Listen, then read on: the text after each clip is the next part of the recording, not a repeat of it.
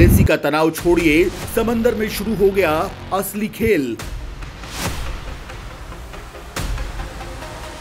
भारत के खिलाफ चीन ने चली स्ट्रिंग ऑफ पर्ल वाली साजिश।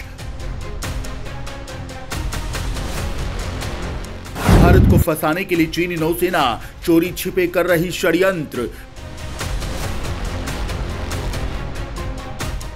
लेकिन भारत भी देगा चीन को उसी की भाषा में तगड़ा जवाब।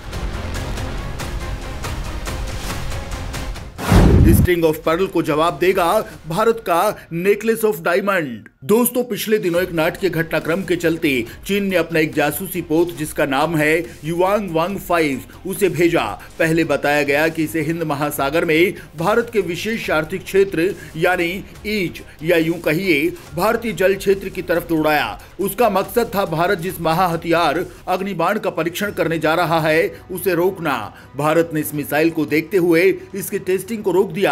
चीन की बदनामी हुई तो उसने कहा कि वो 12 नवंबर में उसके द्वारा आसमान में छोड़े जा रहे एक सैटेलाइट के डेटा निकालने के लिए तैनात किया गया है। यहां तक भी ठीक था, लेकिन दोस्तों अब चीन की तरफ से जो कांड सामने आया है उसने भारत को भी हिला दिया है। दरअसल चीन का ये जासूसी जहाज भारत की अग्नि मिसाइल को रोकने या फिर उसके डेटा को निकालने के लिए नहीं आया, बल्कि समंदर में चीन भारत को घेरने के लिए एक बहुत गहरा जाल बना रहा है। ये उसी का एक पार्ट था।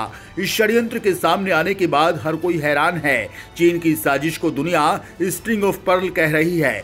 दोस्तों, चीन की ये स्ट्रिंग ऑफ पर्ल वाली साजिश क्या है ये हम आपको वीडियो में बताएंगे, लेकिन हम आपको यहां पर यह भी बता दें कि भारत की सुरक्षा एजेंसियों को चीन की इस हरकत का पहले से पता था। इसलिए भारत ने चीन की इस स्ट्रिंग ऑफ पर्ल साजिश का जवाब देने के लिए नेकलेस ऑफ डायमंड वाले हथियार से इसका जवाब देने का फैसला किया है। आप सवाल करेंगे कि आखिर ये चीन की स्ट्रिंग ऑफ पर्ल वाली साजिश, भारत का नेकलेस ऑफ डायमंड वाला हथियार, ये सब क्या है और आखिर भारत और चीन के बीच हिंद महासागर में क्या चल रहा है।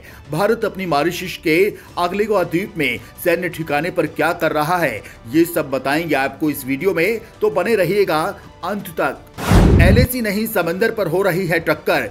भारत का चीन की गुस्ताखियों का माकूल जवाब। भारत का समुद्र शिकारी मिशन पर उतरा।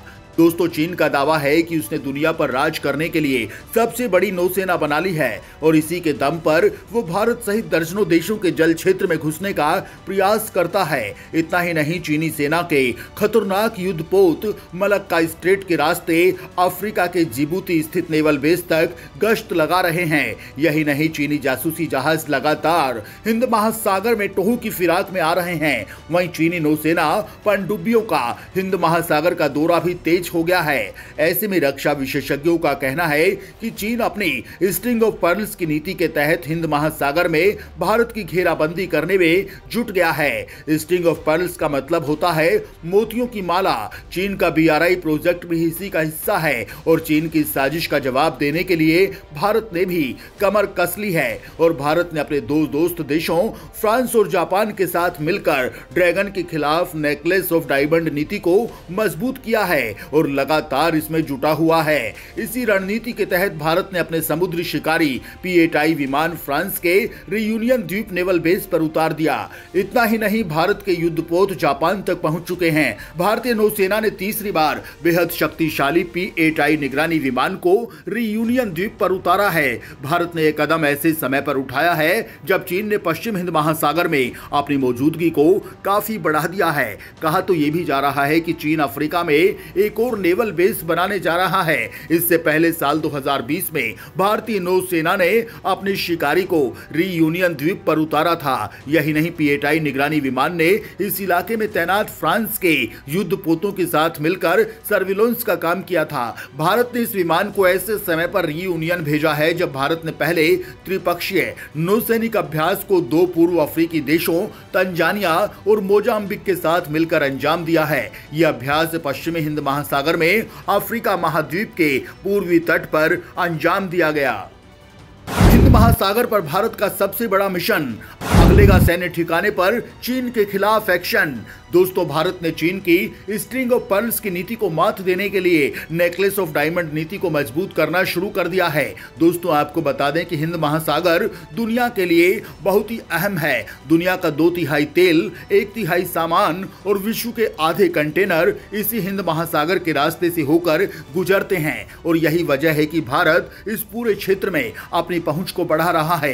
भारत लक्षद्वीप में नेवल बेस बना रहा है। यही नहीं, भारत मॉरिशस समेत अफ्रीकी देशों के साथ साथ वियतनाम और जापान के साथ भी रिश्ते मजबूत कर रहा है। इतना ही नहीं, भारत लगातार जापान और अमेरिका की नौसेना के साथ प्रशांत महासागर में अभ्यास करता रहता है। आपको बता दें कि चीन ने पिछले कुछ सालों में अफ्रीका के कम से कम 17 बंदरगाहों में निवेश किया है। इससे पश्चिम हिंद महासागर में चीन की उपस्थिति बहुत ज्यादा बढ़ गई है। चीन ने साल 2017 में जिबूती में अपना पहला विदेशी सैन्य अड्डा बनाया था। वहीं चीन यहां पर लगातार युद्धपोत परमाणु सबमरीन भेज रहा है, तो वहीं जिबूती में सबमरीन और एयरक्राफ्ट कैरियर तैयार कर रहा है। और दोस्तों, इसी को जवाब देने के लिए भारत भी मॉरिशस के अगालेगा द्वीप में सैन्य ठिकाने बना रहा है, जो जून 2023 तक बनकर तैयार हो जाएंगे। इस अड्डे पर 3000 मीटर लंबा रनवे भी होगा। इससे भारत इस इलाके में चीन को करारा जवाब दे सकेगा। भारत अपने समुद्री शिकारी पीएटाई को तैनात कर सकेगा। भारत पहले ही फ्रांस के रियूनियन, जापान और अमेरिका के विभिन्न सैन्य अड्डों के लिए करार कर चुका है। भारत चीन की पनडुब्बियों का शिकार करने के लिए बड़े पैमाने पर अमेरिका से पीएटाई विमान खरीद रहा है। खैर दोस्तों, भारत को यहां पर जवाब देने के लिए और क्या करना चाहिए, कमेंट बॉक्स में अपना कमेंट लिखकर आप हमें जरूर बताएं दोस्तों।